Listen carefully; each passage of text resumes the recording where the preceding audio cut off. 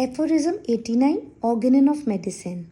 When the patient, for it is on him we have chiefly to rely for a description of his sensations, except in the case of faint diseases, has by these details given of his own accord and in answer to inquiries, furnished the requisite information and traced a tolerably perfect picture of the disease, the physician is at liberty and obliged, if he feels he has not yet gained all the information he needs, to ask more precise, more special questions.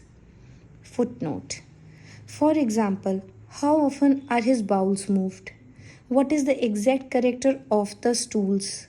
Did the whitish evacuation consist of mucus or feces?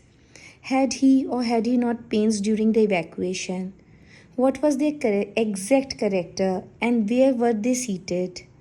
What did the patient vomit? Is the bad taste in the mouth putrid or bitter or sour or what? Before or after eating or during the repast? At what period of the day was it worst? What is the taste of what is eructated? Does the urine only become turbid on standing, or is it turbid when first discharged? What is its color when first emitted? Of what color is the sediment? How does he behave during sleep? Does he whine, moan, talk, or cry out in his sleep? Does he start during sleep? Does he snore during inspiration or during expiration? Does he lie only on his back or on which side? Does he cover himself well up, or can he not bear the clothes on him? Does he easily awake, or does he sleep too soundly? How does he feel immediately after waking from sleep? How often does this or that symptom occur? What is the cause that produces it each time it occurs? Does it come on while sitting, lying, standing, or when in motion? Only when fasting or in the morning, or only in the evening, or only after a meal, or when does it usually appear? When did the rigor come on?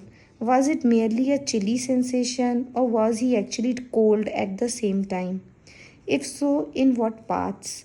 Or while feeling chilly, was he actually warm to the touch? Was it merely a sensation of cold without shivering? Was he hot without redness of the face? What parts of him were hot to the touch? Or did he complain of heat without being hot to the touch?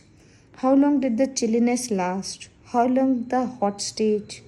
When did the thirst come on? During the cold stage?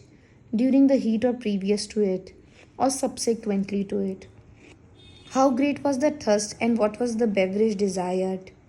When did the sweat come on? At the beginning or the end of the heat? Or how many hours after the heat? When asleep or when awake? How great was the sweat? Was it warm or cold, or what parts? On what parts? How did it smell? What does he complain of before or during the cold stage? What during the hot stage? What after it? What during or after the sweating stage? In women, note the character of menstruation and other discharges, etc.